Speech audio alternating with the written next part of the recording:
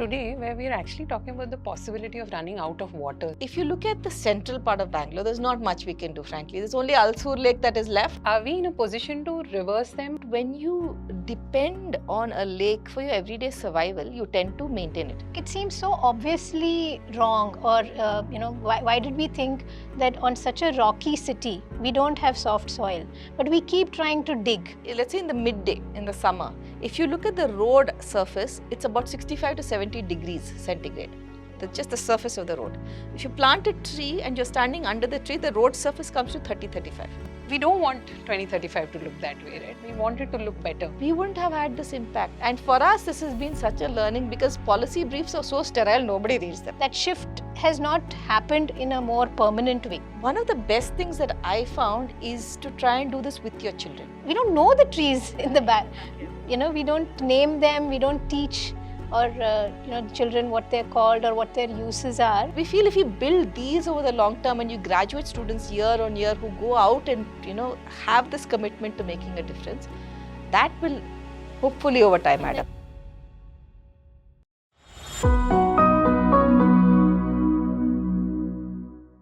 Welcome to Small Talk, Work, Play, Build, a podcast where we explore the many ways in which we build meaningful lives through work, curiosity, and care. Today's episode is especially close to home because we're talking about Namma Bengaluru, our beloved and beleaguered city. And who better to guide us through its tangled roots and resilient canopy than Professor Harini Nagendra. Professor Harini is Director, Research Center and leads the Center for Climate Change and Sustainability at Azim Premji University, where she also serves as Professor of Sustainability.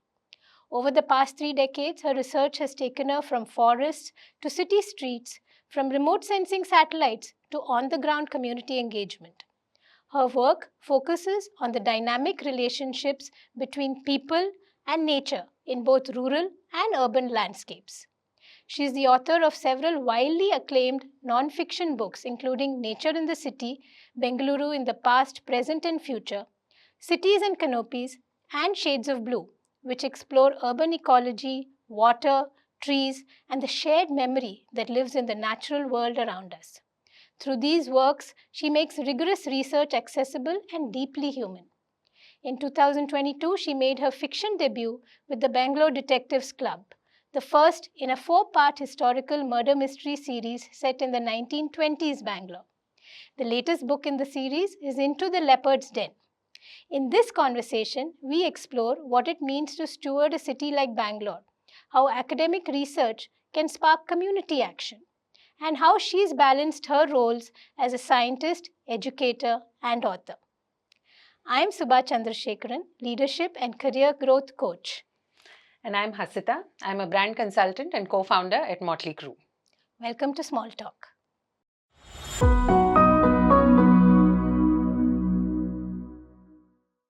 Warm welcome, Professor Harini, to Small Talk. So lovely to have you and to be in your space today at this very beautiful studio. Professor, your work over decades has spanned cities, forests, communities. Today, Bangalore, how do you see it as an ecologist and as a citizen? You're saying this and you've just spent 3.5 hours on the roads trying to get from Hebbal to Sarjapura. So let me say this, Bangalore is still my favorite city in all the world, and I have lived in different places. Why it's my favorite city is because there's a heart of the city which I feel is really nice, despite the fact that it's large and sprawling and seems dysfunctional. There's a sense as an old Bangalorean and as someone who's now, I think, an old Bangalorean, I can say that, you know people, you feel that you have roots in the city. You typically find somebody who went to school with you, or with my sister, or knew my mother, or knew my father, or some aunt and uncle. That way there's a sense of history that you feel that this is your place. Yeah. But at the same time, you also feel it's a place of kindness that is not insular. Many places where you have a sense of history, they're not very accepting of outsiders. And Bangalore has a way of, you come in as someone who might be new to the city, and in about 4-5 years, you become a Bangalorean. It becomes part of the city. And you stay here. It stays. So that, as someone who studies collective action, it is an especially lovely thing about the city. It's very accepting of differences, of diversity. And, it doesn't really, it's one of the most cosmopolitan cities, it's often called. To me, what that means is your religion, your gender, your caste, your class, of course they play a role. Which part of the world does it not play a role? But less so than many other places. It tends to be more accepting. As an ecologist, I'd say I love Bangalore because of the lakes and the trees. Again, that signature of the city has been butchered so badly in the past few years. But it's still there. If you know where to look, whether you're in the periphery like Sarjapura here, our students had gone last week on a field trip with my colleagues, and they found a tree which is a neem tree, which local people say in Sarjapura town is 300 plus years old. Oh, wow. And they visited a lovely banyan tree on the highway, which is 300, 350 years old. So, whether it's there or inside the city with its gorgeous old rain trees, the lakes, it's still got that core of, being an ecological city. Very true. I think many today in Bangalore do spend time and go to the lakes, the ones that are still a lake. And the flora and fauna is really, really beautiful. Yes. And it's a space that you can spend time with your family. Exactly. And so it really, when we think about the numbers that this city did have 1,000 lakes or maybe more, and we've reduced it, like you said, to, you can count on your fingers. How did that happen? So what our research and that of others has shown is that when you depend on a lake for your everyday survival, you tend to maintain it. So if you look at how the history of these lakes, they're all human created. None of them are natural. Even Belandur, Vartur, all of these large lakes that we have were once marshy areas which were seasonal. And Bangalore is in the rain shade of the Western Ghats. So it doesn't get a lot of rain. And yet, if you look at the history, we have megalithic stone tombs and other kinds of carvings and, signatures of human presence for 3,500 plus years. So how did these people live without water? We don't really know, but what we have is inscription stones that are the first kind of writings that tell us some things, and they start coming around the 500, 600 AD. And from those, you start getting a sense that, in fact, there's some beautiful stones that actually describe the creation of lakes. So what they would do is go to wet, marshy areas, remove the whatever vegetation there was, scoop out the mud and create these lakes. And they were really tanks, they were rainwater harvesting structures. And they were interconnected very beautifully. So, which is across peninsular South India. The Cholas were masters of this, for instance. And we see that in Ponniyin Selvan and all of these movies. But what you would do is take lakes along the elevation gradient, and Bangalore is used to be much more hilly than it was, than it is now, but it was a hilly landscape. And for instance, if you have something at a higher place, like High Grounds Police Station, and you had lakes, let's say a lake there, it would flow water from that when the rainfall came, would flow to the next and the next lake, which means you keep all the water in the city or in whichever areas there were people, and it wouldn't overflow, it wouldn't flood as much. But it would also refill the wells and the groundwater. Right. So there was that history. And because lakes were so important for several things, they gave you fish, they gave you vegetation. So lots of these greens or suppos used to grow wild around. Very specific to Bangalore also. Very specific to Bangalore. So women would forage for them. The water was used for irrigation and agriculture, but it was also used for domestic purposes. From the wells, you would get water for your drinking. So the lakes were so important for people that they would have these traditions of maintaining them. Like every year, they would desilt the lakes. And when the lake overflowed, there was a Gange Puja, because Ganga is the goddess of water. And what they would do was have a really large feast, which was basically you'd have a goat on a teppe, that kind of this circular coracle boat, and you would set the goat on the boat and you would have a feast after that. Or let's say if it hadn't rained, you would have a community feast for Maleraya, basically asking the god of rain to rain down, and where you would get every house to contribute a handful of grain. So it was a community thing that brought everyone together. What we find is around the 1880s that changes. So till then what happens is, there's a general idea that as a city urbanizes, ecology has to go. And what do you do in India? You're developing, cities are growing. We can fix the environment later. And right now we need to have development, which is basically more roads, more infrastructure. But what the city of Bangalore tells us is from the time it grew, the formal city was established 1564 with Kempegowda. But even before that and after that, as more people came in, they created more of these lakes or rainwater harvesting structures. They planted more trees. So they sort of improved the environment as they came in. But what happens in the 1880s is for the first time the Mysore king, this technology that comes in and he says, okay, we're having these droughts in Bangalore. There is no space to add a lake now. Let's start getting water, piped water from distant water sources. So they look at the Arkavati basin and there are a couple of lakes there. So they decided to get piped water from there. And Bangalore at that time was divided into British and a local part of the city, right? The Mysore king governed part of the city. So he wanted to get it for the part he governed. But the British asked him to do it for the entire city. And that was a turning point for Bangalore. Because you see, we could have done two things. We could have said, we're getting water supply from the lakes. Let us supplement it with this additional supply. Or we could say, which is what we did, let's replace the whole local supply with external supply. Once they replaced it, within 5-6 years, you can see the transition. In the archivals, they suddenly stop talking about Gange Puja. They start filling in the lakes. They say they're malarial swamps. They fill it in and use it for polo, for, all kinds of, for housing colonies. Everything starts from there. And so once you don't use your local resources ecologically, whether it's trees or whether it's lakes or parks, you're only using it as a recreational resource, you don't value it so much. And we're here today where we're actually talking about the possibility of running out of water, so to speak, right? And it's been, by all estimations, less than 70 years that it took for us to get from there to there. Is there a turning point for us? Like, is there any redemption for us that's possible at this point? Given, of course, we've, covered as many lakes as we possibly could. We've built over them. Every monsoon, there's a flooding situation. We know the source of the problems to some extent now. But are we in a position to reverse them or even solve for them on any level, you think? There is hope. See, if you look at the central part of Bangalore, there's not much we can do, frankly. There's only Alsur Lake that is left of all the lakes that were once there. The Miller's Tank series, so many of the other lakes, Sampangi Lake, all of these have gone. But if you look at the peripheral part of the city, they're still there. Many of them are dry because the water channels that fill them have gone. But you can restore those water channels and fill up the lakes. And at least the boundaries are there. They've been fenced and protected.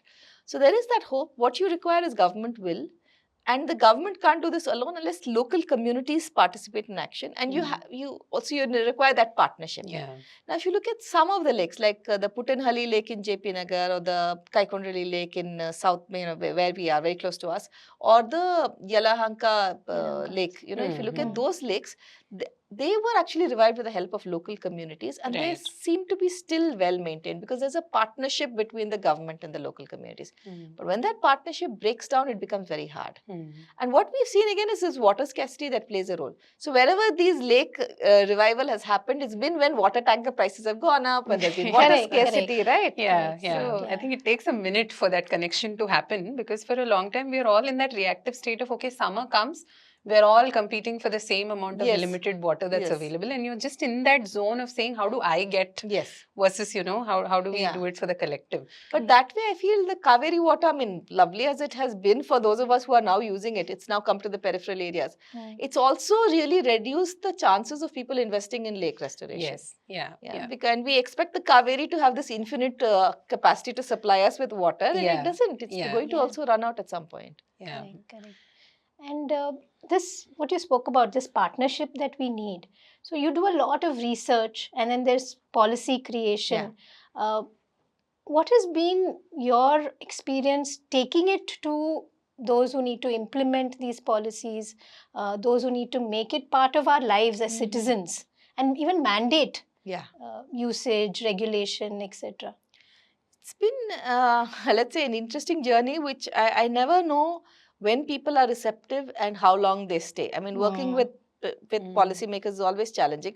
I would say that on the ones on the top are really, they're very aware of these problems and they care about ecology, but they also have the structure of the system is such that they have 1,000 other requests to fulfill. And so they are service providers as well as policy makers, and that becomes a challenge. So what happens is, instead of making the policy, they're always responding, our elected representatives, to someone calling and saying, in front of my house, the electricity wire has gone or something like that. So they don't land up actually having the mind space to focus on these. It's a very tactical approach rather very than... tactical. And I think the long-term view you have as someone who's researching this space, working with communities, but the lawmakers, it's one stint to another. It's one stint to another. And And the do you- bureaucrats get pulled away into all kinds of requests again that come in Yeah. from the lawmakers. And so we've been successful in some things. For instance, one of the things which is very apparent from very basic observation of these lakes is their hydrological systems. That is, like I was telling you, the lake, the upstream lake and the downstream lake are connected. And typically when they restore lakes, let's say you have a budget to restore 10 lakes across the city, you want to satisfy everybody. So you'll have one lake in every constituency. But hydrologically that makes no doesn't make sense sense, because yeah, if you, let's say, I clean up Belandur Lake, which is, very hard to do, but let's say I clean up Belandur Lake and I spend, these hundreds, thousands of crores. And the lakes upstream of it which have dirty water I have not cleaned up, all this restoration is going to get, big. And I'm just wondering, So, is there a stakeholder in this mix who's missing in action right now? Like, is there somebody who could potentially be contributing or doing more, who's probably not there yet or who've not sensed? So there are a couple of things. One is there needs to be, actually, but it's really the government finally, because the will has to be that of the government, because most places you'll find communities willing to act. But this hydrological system, for instance, it has to be a different community at different lakes. So who's going to pull in the people? Right. Similarly, corporates are willing to put in money for restoration, and often the government is strapped for money. But they are always, and that's probably a structural issue, they're always willing to put in money for, let's say, a sewage treatment plant, but not for maintenance of the plant next year. They want to create something but not maintain it, and that's their compulsions. Right. And not just that, again, how do you need the government to step in to make sure that there is no takeover of the lakes. You want corporates to fund the lakes through CSR, but you don't want private vested interest to take over the lake and make it in some sense like an agenda, a for-profit agenda, right? Yeah. And so these are challenging things where the government really needs to be the person in charge. Yeah. And now we're seeing a bit of that happening, right? The corporate is saying, I will build the flyover. I will build that part of the road just to serve myself because you are not doing it for me. Yes. And, and that's a question we keep asking, that is it a city for the people or is it a city for some people? Yeah. And sometimes that quantum of development at what cost is a question that at some point some of us have to stop and ask. Absolutely. And if you see, I mean, right now we are a city in progress. Our infrastructure is in progress. There are several projects that are currently coming up as well. But where is the rooting of that happening? Who's the individual or the governing body, so to speak, who's responsible for the sign-off on these things? Who's responsible for the finishing of these things? Do we have a system around that? I'm just curious to understand. I don't think we do. And I think also where we are being driven again are by the people who are helping the government to act. I'm glad that someone is doing it because the government does need help, both financial and planning help. But it becomes a city for the people who want that plan, right? I mean, if you look at it, you spend that 3.5 hours on transport. There's a lot of work on Sarjapur, metro, flyover, underpasses, all of that to fix it. But the reality is still one road. How much will you fix? What you need is public transport. And if we had really good public transport systems across the city, then we wouldn't be in this problem. So the amount of money we're spending on all these flyovers, we should actually be putting at least some of that aside for a good bus system. Right? Yeah, because we were just discussing that on the way, that for us, being in that car for an extra hour is not affecting our daily wage or our livelihood. Yes. Is it affecting our quality of life? Maybe one more hour and it might have started to. But there are actual people who are losing job opportunities, who are losing income for their day for those reasons. And what mass transit systems do is reduce the cost of transportation from one point to the other as well. Exactly. So why aren't we pushing more for that? Or are we already pushing and there's just not enough, I think it's the people who is pushing. It's probably the people who are not that powerful who are pushing. I mean, again, when you talk about corporates pushing, they would like to push for the kind of transport that is useful for their people, which is the flyovers and the underpasses. And the reality is also that proposals go where money is to be made. And how much money can you make from expanding the bus system, and how much money can you make from building flyways and underpasses? Right? So that because some of it, like, it seems so obviously wrong, or why did we think that on such a rocky city we don't have soft soil, but we keep trying to dig. Yes. And we say, we've been reading for years that tunnel machine has moved X centimeters literally. Right, and we're still at it, and still trying to make tunnels from point A to point B.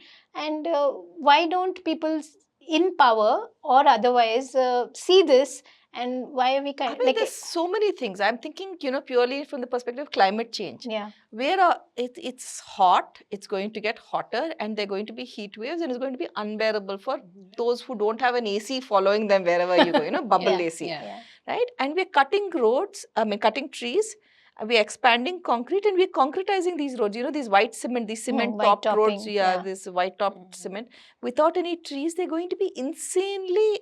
Yeah. The way they are laid, it's impossible to put trees in later, right? Yeah. Correct. So what is the logic of this? There has to be some very local economic logic, which is a political economic logic, In fact, you'd mentioned that in one of your LinkedIn posts, that the heat wave is actually an urban island effect, in that we don't have enough shade and cool places to compensate for the heat that we are creating in pockets. We've done studies where, let's say in the midday, in the summer, if you look at the road surface, it's about 65 to 70 degrees centigrade. Oh, wow. Just the surface of the road. If you plant a tree and you're standing under the tree, the road surface comes to 30-35. Half. Okay. Now, if you're standing there, that means at this temperature, it's a 5-degree difference for you. 5 degrees makes all the difference. But also think of the heat radiating from the ground. If, let's say you are a construction labor or some, one who needs a bus, standing at the bus stop, walking on this road at 65 degrees.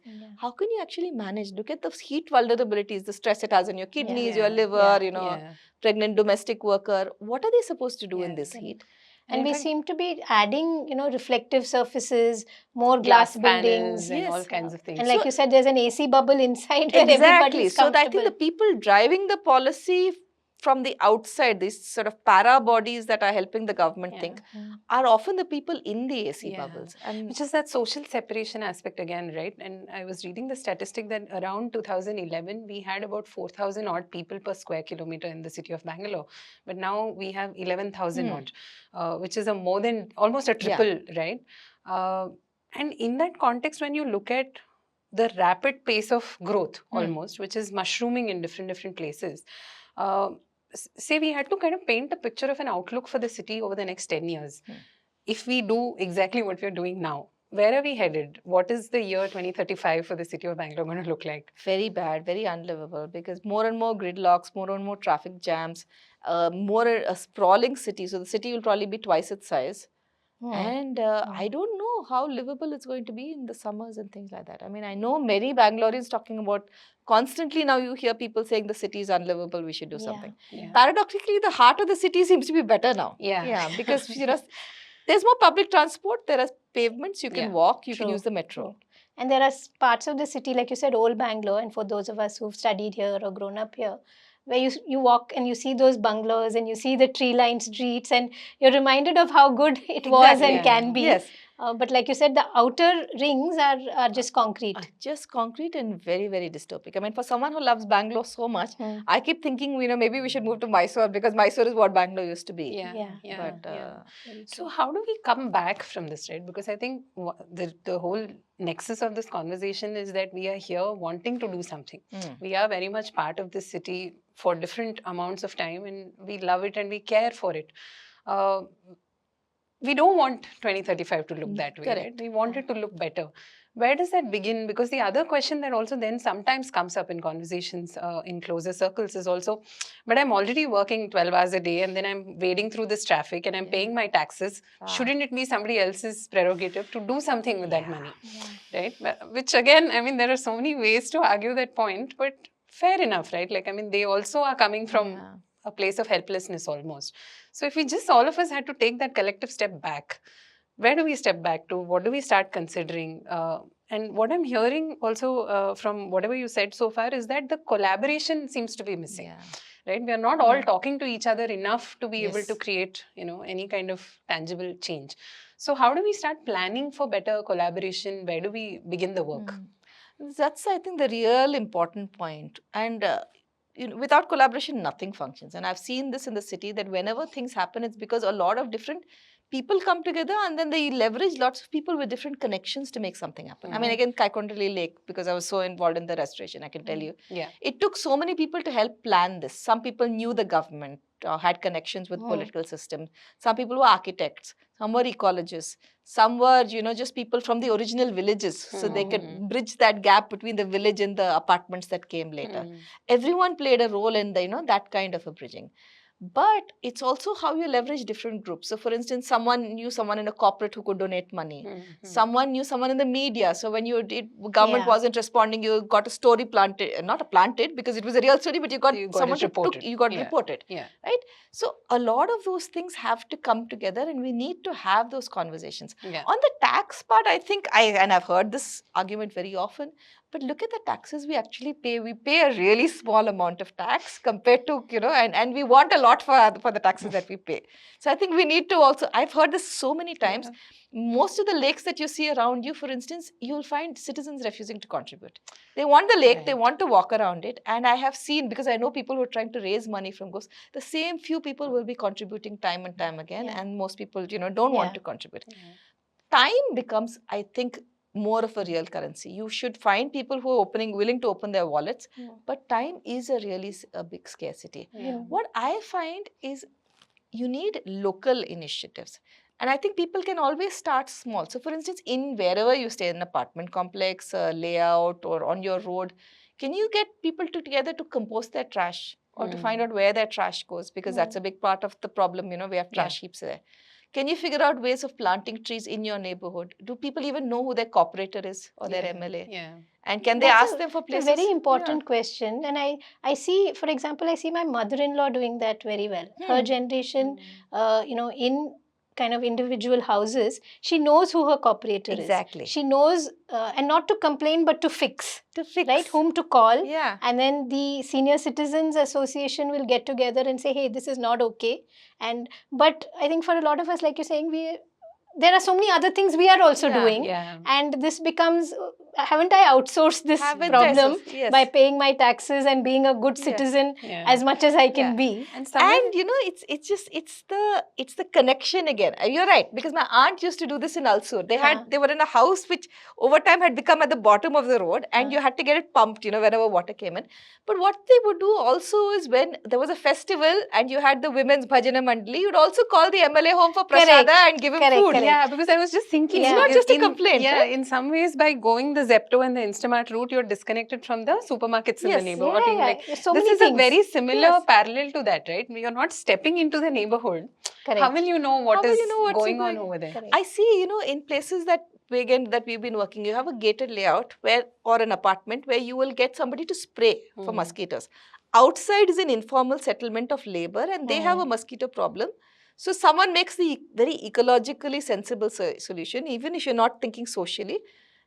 Pay for your mosquito guy to spray in those neighborhoods.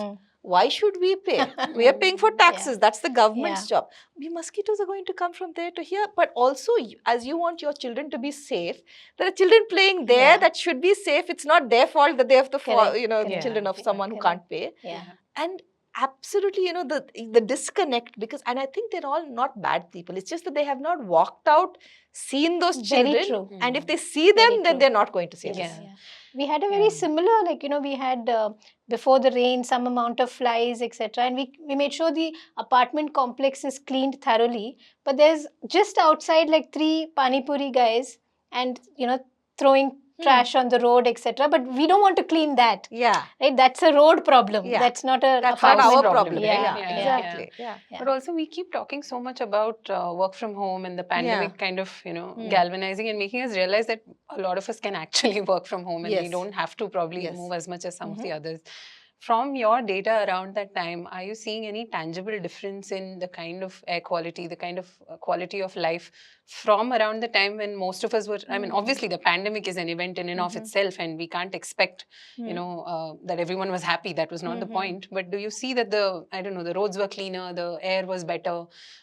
Is there tangible impact on the city's ecosystem when those of us who can actually work from home? It's a really good point. I don't know about the roads were cleaner business, because there was obviously all the other, trash from the pandemic, masks, etc. But it was definitely less polluted, both in terms of the air and the water. The lakes, you could clearly see. Most of the lakes that were frothing, Belandur, Vartur, Arkavati, all of that had reduced. Water quality actually showed a tangible difference. Air pollution was lower. And even now, you'll find corporates that have increased work from home. I mean, said you have to stop work from home. It's basically Monday, Tuesday, Wednesday, Thursday, or even Tuesday, Wednesday, Thursday. And you find Fridays, there's a huge difference. Friday, the roads are actually easy. You can commute. And since I do this weekly commute, Sarjapur is the worst. I think in Bangalore is definitely the worst place. As of this morning. Yes. Yeah, it's just one road. There are no alternatives. So everyone is on that road. Yeah. And it's such a breeze on Friday, and you can see the difference in the air. Okay. So Okay. I mean, I really don't see. It's a challenge. I mean, on the other hand, I can see as a university, if we were all teaching from home, we had no connect with our students. That's true. So it depends job to job. You know, you have to be Definitely. physically. I can do an online call with a student, and it's not the same thing as sitting across the same. For sure. So some professions you just need to be there. Yeah. But, And I think we've gotten good at identifying those professions. True. And we just have to use that information wisely Yeah. because today that pressure is not there. Yeah. We're like, oh, we're back to normal. And let's call everybody 5 days a Yeah. week so that they can sit in their cubicles and get on to calls with folks on another floor, probably. Exactly. Yeah. And it's not making sense. Not making but sense. that shift has not happened in a more permanent way, Yes. right? And that I think education, awareness, and bringing out the fact that it doesn't have to go back to the way it was, because that's the easiest. Absolutely. Just simply go back to the go way back it to, was, yeah, and we yeah. know that worked, and let's just go back. Yeah. And to create all of this change, I'm somehow going back to what you said at the beginning about the history of the city and us being aware of it. And in fact, at various points in the conversation, we've come back to saying old Bangalore is still better because we still remember some of it, if not know it in ourselves. And you've also, in one of the lectures, you've spoken about how when parcels of land used to be sold as a transaction, there was that sense of what was below and what was above it being, you know, on offer as well. The wells below and the trees above. Yes, which I don't think we have No, that absolutely perspective. Also, we are all in high rises, so at this point, you know, we're not thinking about what is in the land below. In your work, and because again this is such an area of interest for you, and you have this ability to bring together language, history, culture, geography. Is storytelling our answer in any ways? You know, I think storytelling is the biggest answer because, I mean, we've just seen this. I can give you one very stark example. You know, so my colleague Seema and I did this study of Gundutops. Gundutops were these wood lots basically, jackfruit, mango, whatever. Every village had a wood lot.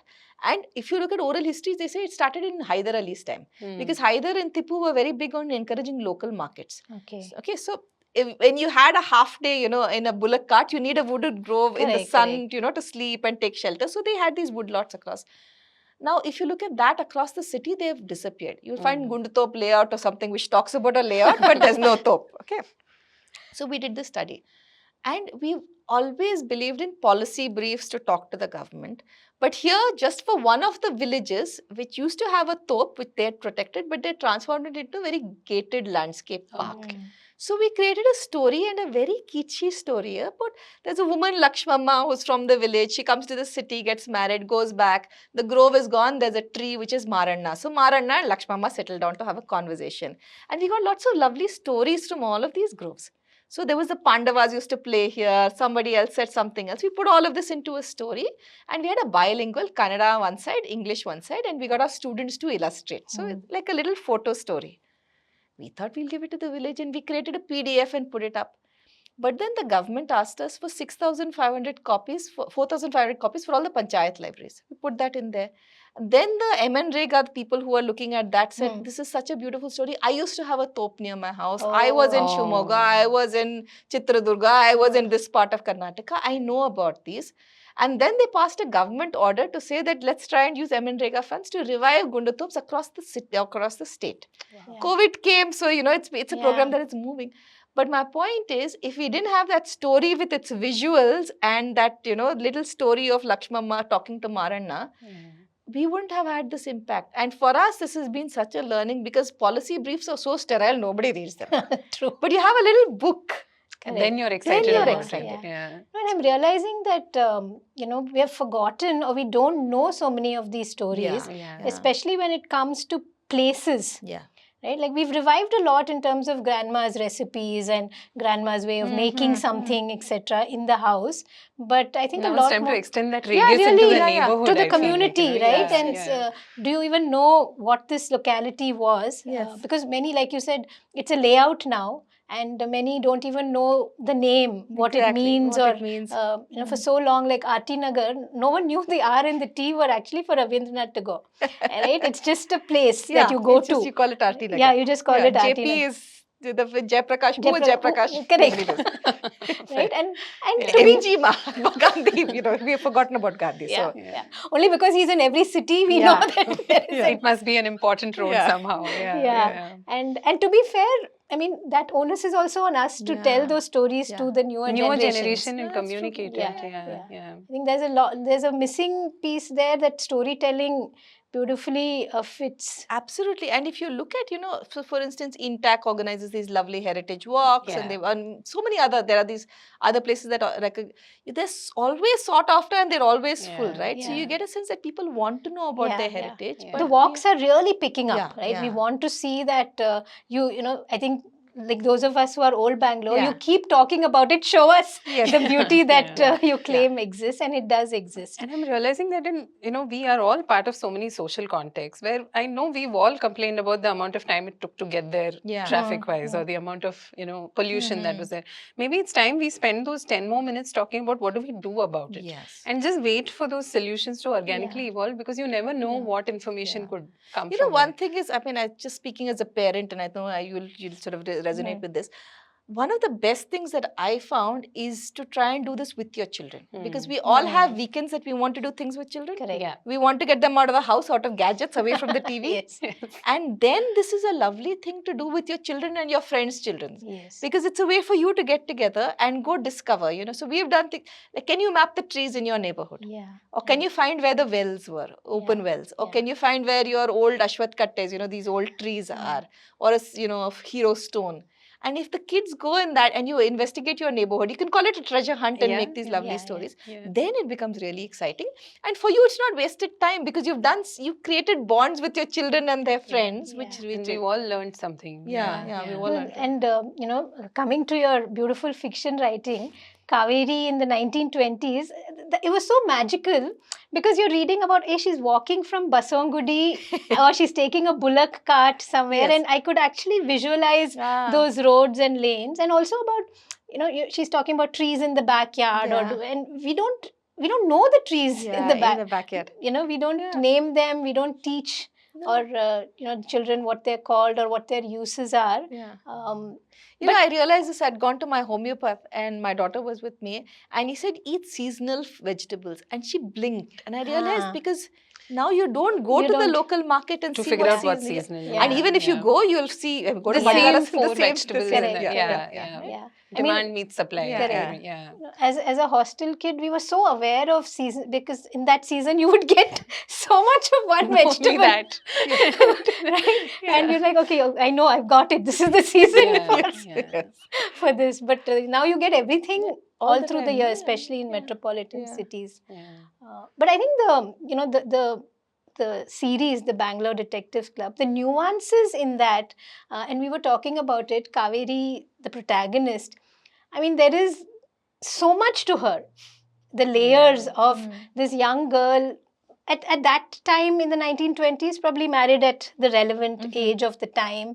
But there's so much of feminism in the book.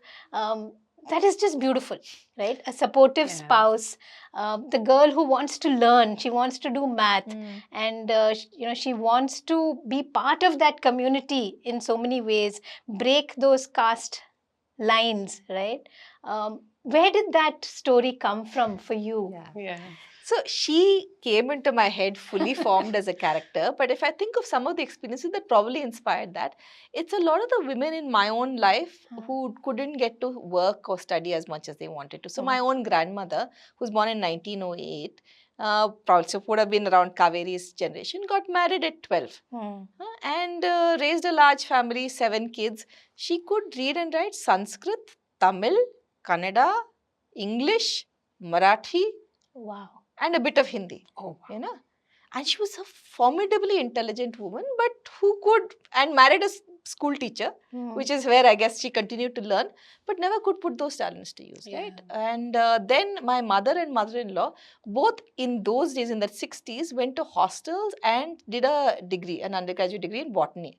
Both wanted to work. My mother got into a medical college, wasn't allowed to join, had to get married. My mother-in-law, again, wasn't even, she got married even through her BSc, and she had to go on hunger strike to finish her 10th, finished her 12th, finished her BSc. Wow. You know, and then she got into an MBA program and couldn't do it because she had kids and she was just supposed to stay at home and take care of the kids. And they had supportive spouses. It's not like they weren't supportive, but the structure of those times and the culture. There's only so much you can fight. And you know, you're supposed to take care of the rest of the family, all the obligations. And what I find is end of life, all these women have these things, we call them korte in Kannada. Basically, it is a lack, a feeling that you didn't do something. Some void. Some void. It's a void, exactly. And everything else is fine. Huh? Knock on wood, you know, what you did, your family is in a good place. Anything else you wanted, you achieved. But you felt this void that you couldn't do. And those conversations, my mother-in-law used to stay with us, my mother now lives with us. It's like daily dinner conversations that somehow come back to this void. And I feel really bad for that. I'm only now also becoming cognizant of how much work it took for us to be here right now. Correct. It's interesting you say Kaveri came fully formed in your head, because if she walked in right now, we would not be surprised. Like, she's that real as a character, right? Like, you can almost see her. But you live a busy life, right? I mean, you do so many things. Do you find time to write these as separate blocks, or do you just write free flow? What is the process that it works has for you? changed so much. I'm laughing now because I'm really, really late on book 5, which is supposed to have been turned in June. I'm just about But she starting. just went to Coorg, right? I think we have some time. You have to write it and turn it in about 9-10 months in advance. The whole editing publishing cycle. So it changes a lot. The first book took me 14 years to write. Okay. And then I very rashly committed to a 3-book contract, one every year. Book 2, COVID was going on. My mother was very unwell. She was in ICU. She came out. I thought, I'm not going to write this book, you know. But then she got better, knock on wood. And I was just, the relief of that, I wrote it in 3.5 weeks. Okay, the first draft. It just came out. And I think it was just the sheer sort of, okay, everything is right now. Things have settled down, you know, things are back. The third book was very difficult. It took a lot out of me because I was traveling. I was on a visiting professorship in Rome. I was teaching there. I was managing stuff here. I was trying to fit in time in between writing. It was very chaotic. The 4th book went smoothly. The 5th book is, so it's different each time. But I'll tell you a few things that I do. I schedule very obsessively. And because I write fiction and non-fiction. So non-fiction is linear, spare, simple, clean writing, one story, you know, it have to be very simple when you communicate science to someone. It gets in the way of my fiction writing. So I have to do my fiction. So I can't write non-fiction and then fiction, which is more poetic, imaginative, you know, it goes where it goes. It has this meandering sort of more contemplative sort of quality. So I have to do my fiction first thing in the morning, get up in the morning, finish it, and then start the workday or weekends. And what's really happened, you know, for instance, we've been launching a new master's program. There's been other stuff happening work-wise. So everything has got pushed. So work will always have to take precedence. That's sort of the reality of it. And there'll be some times where I haven't had a weekend free in months. And otherwise, there's personal stuff also happening. Of course. So, There's life happening. There's life happening. Very so my family wants me on weekends also. Which is very fair. So it gets squeezed in and it keeps getting changed. So, but the discipline of saying, you know, I still schedule and I still do it first thing in the morning is makes a lot of sense. She's so meaningful to me. It's better than therapy. I mean, it's the most fun I have. And it just, so that's something that if I can't do it this week, I'll still want to do it next week. And when I find that block, that's when I dive in. No, it's a very warm character, and really you kind of keep growing with her, right? So I can imagine you must be so attached to exactly. Kaveri and all the people. Kaveri, Uma, auntie, all of these are they're like family now. So I love diving back into the third. So if I could kind of bring it back to all of us, you know, this challenge we face, there's so many things we want to do. And now, in a way, we're adding this task of what can we do for the community, for the society, or how can we create awareness, how can impact happen, because we want the city to thrive and not just barely survive it's doing now. For those who are starting careers in this space, and you must be meeting so many youngsters, what are they thinking and how do you guide them? It's very nice to see that so many young people want to do something. One of the things is many of them are focusing still on technology, I think, because they are looking for a way to solve this quickly. And so one of the things we have to tell them is talk to people. If it was easy to find a tech fix, we would have found a tech fix. If an app could solve it, if something else like that could make your life much easier, there would have been this. That said, it's really nice to see that they're willing to take these changes and then go out and meet people and talk and connect. And I think there are lots of, in Bangalore now, these startup meetup places. Correct. So there are these, that's a culture now. That's the culture. And they're learning from each other and coming up with collaborations. So that's one thing that I see. The second is, I think we, because this Zimpremji University is a kind of place where we really invest a lot of time in doing these external courses, for short courses of various kinds.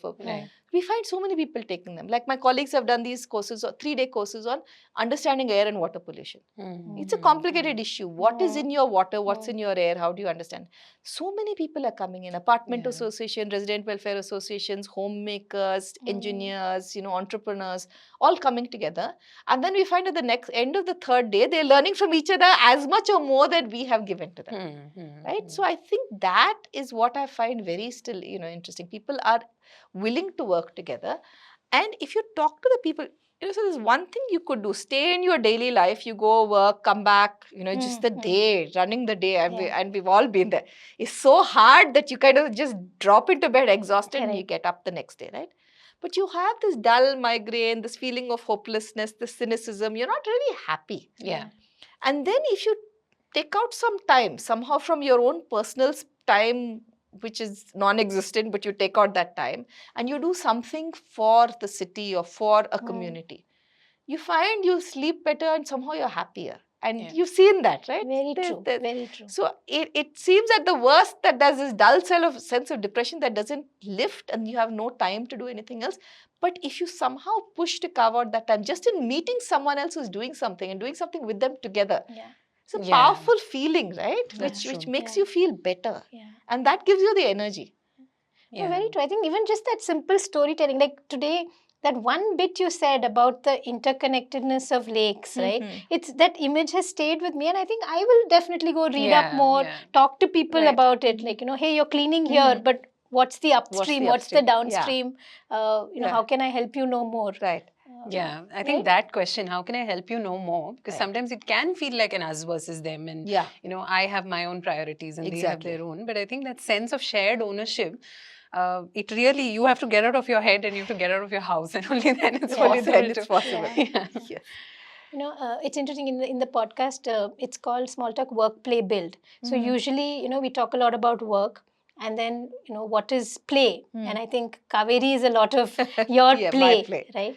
What does build look like? Like for you as a true Bangalorean, what would you like to create or leave as, a lasting impact over the next 20 years? I feel students, because they're going to be the ones that take things forward. And we have such lovely students who go off to do such interesting things that, if I'm thinking over the past so many years, students 10, 12 years ago who've graduated have gone on to play a role in all kinds of on the ground field efforts across the country. And that is really something that gives us hope. So for instance, we have a BSc program in environmental science and sustainability, and we have an MSc in climate change and sustainability. And they're kind of unique in the Indian context because they actually link science and society. Typically in India, you have science and engineering-based programs, or you have social science-based programs, and humanities is a third stream. We're trying to actually link all of these. And then when we find the students come out with their projects and they understand science, so their core grounding is in solid data and science, but they also understand society and they know storytelling.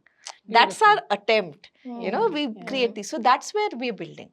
Because we feel if you build these over the long term and you graduate students year on year who go out and, have this commitment to making a difference, that will hopefully over time. And that's such a wide-ranging set of ability to impact, right? Yes, exactly. And we've been talking to, organizations that hire, whether it's field practice or, development organizations, social sector organizations, or it's corporates. And they're all saying the same thing, that the ground is shifting so fast. You need people who can connect the dots. And you need people who can be a little flexible. Today you do this, tomorrow you do this. They don't want the specialist anymore. They want someone who has a grounding in something and can think, but can actually move across. So that's what we're trying to build. Almost as though a livable city is a startup. Yes. Right? And you want to make sure that you're bringing maybe not the perfect amount of knowledge, but the knowledge for the day. For the day. Required to solve for that problem. And the energy to you fall down, pick yourself up and go again. That I think, In fact, I was coming to that next, which is sometimes it can feel like a very depressing space to be. One, how do you keep your energy up? Because you are in that very unique position of being able to impact so many other almost very nascent individuals who may then fall faster. But how do you keep, your hope high, and how do you make sure that that hope is communicated to the rest of the ecosystem? We think about that a lot, again, as teaching, because, sustainability is a dismal discipline. And you start teaching students about biodiversity collapse, pollution, planetary boundaries. The first semester, you can see all these faces shrink, and they're very young. You don't want to do this to them. So we make sure that we inject, it's a hopeful curriculum, and a lot of that comes actually from talking to people. We have guest lectures and interactions and projects where they talk to people who are doing things. Who created sustainable businesses, or people who are looking at sustainability action on the ground, or working with communities in different ways. That gives them a lot of hope, because they see, and especially if we have our own students coming back. So they see, okay, students have gone out, they've done these things, we can also do these things. Personally, what gives me hope is I know so many incredible people who are doing such fantastic work with far greater difficulties and challenges. I mean, that way, otherwise we're all fortunate, right? You have a roof over your head, you have food to eat, family that is taken care of, and then you do a bit of work, but people who are with nothing in far more dangerous circumstances are doing incredible work. I get my hope and commitment, enthusiasm from them. I feel like if they can do it, and with smiling faces, we should really be doing. I think something key I'm taking away is just conversations, right? Across generations, across layers of society. And hence, like you said, collaboration. That just has to somehow happen for this city to come back to glory days. Exactly. And I think we all look forward to it. We all want that. And honestly, I think like you rightly said, it is one of those cities that has so much history that I think it's just waiting to be picked in some ways. Correct. Lovely. Thank you so much for such generous sharing of your thoughts and ideas.